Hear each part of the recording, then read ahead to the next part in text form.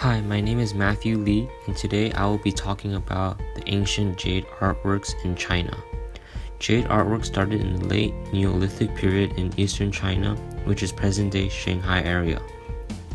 The late Neolithic period was between 4000 to 2000 BC. The artworks in the Liangzu period, which is from 3400 BC to 2000 BC, were mainly pendants in forms of clouds, rings, and plaques. Many of the people in this period of time put jade in tombs and burial places as an indication of status of the deceased. This tradition continued on for a long time until the Bronze Age. For example, during the Shang dynasty, there was a king and a queen by the name of Lady Fu Hao and King Wu Ding. This couple would try anything to become immortal. Because Lady Fu Hao passed away before King Wu Ding did, he placed many jade and bronze items in her burial place, thinking that it would stop the body from decaying. Her tomb was filled with over 755 jade items. One of King Wu Ding's head priests said that eating jade stones would make his body immortal, so according to some sources, this was his cause of death. Jade at the time was like gold in the Western culture. There are two main kinds of gold used during this period, the jadeite and the nephrite. These were very hard stones and they can't be cut but only worn away by abrasion. Sometimes they even try to use bamboo drills and quartzized crystals with water to make their artworks.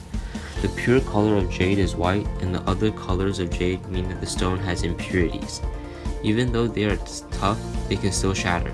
Jade products cannot be mass-produced like bronze because they take tremendous time to work on and is very hard to locate. That is why they are usually owned by the elite and the wealthy. The Liangzu period jade artworks were split into two categories, the bi and the cone. A bi was a disc with a hole in the middle. The cone was a tube that was rectangular on the outside and circular in the inside. The main decoration on cone of the Liangzu period was the face pattern, which may refer to spirits or gods. These faces are derived from a combination of a man-like figure and a mysterious beast. Bi were usually bracelets or rings and sometimes discs, and these discs were usually placed on a deceased person's chest or stomach in their tomb. Later, Bi represented heaven and cone represented earth. Next, I would like to discuss a few artworks from this time period. Because these artworks are so ancient, many of the artists of these artworks are unknown. For example, this is a jade object in the form of a sasada, or in Chinese, san, used for burial purposes in the Han Dynasty, which is from 206 to 220 AD. The sasada had been used as a symbol of immortality since the Shang Dynasty.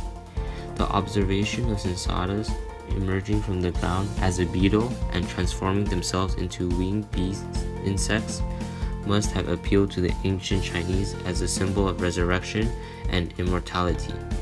Specifically, this jade was meant to be placed on the tongue and was part of a set of jade plugs for covering the whole body.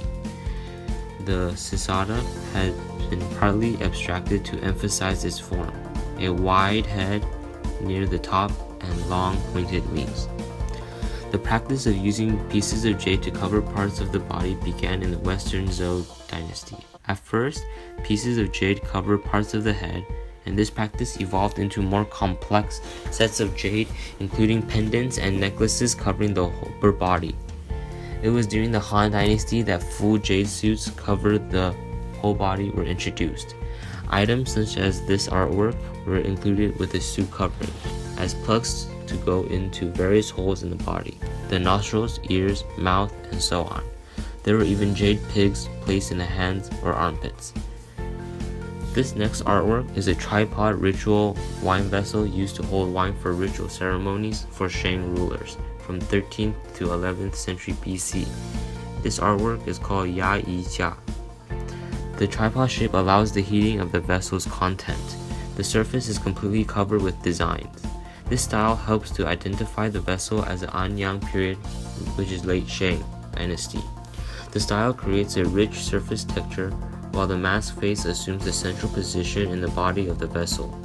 Some features emerge, such as the intricate lines along the sides of the legs, and the central lines that are echoed along the length of the legs, and the interplay between two animal forms, one with the horn and around the other, that makes the handle.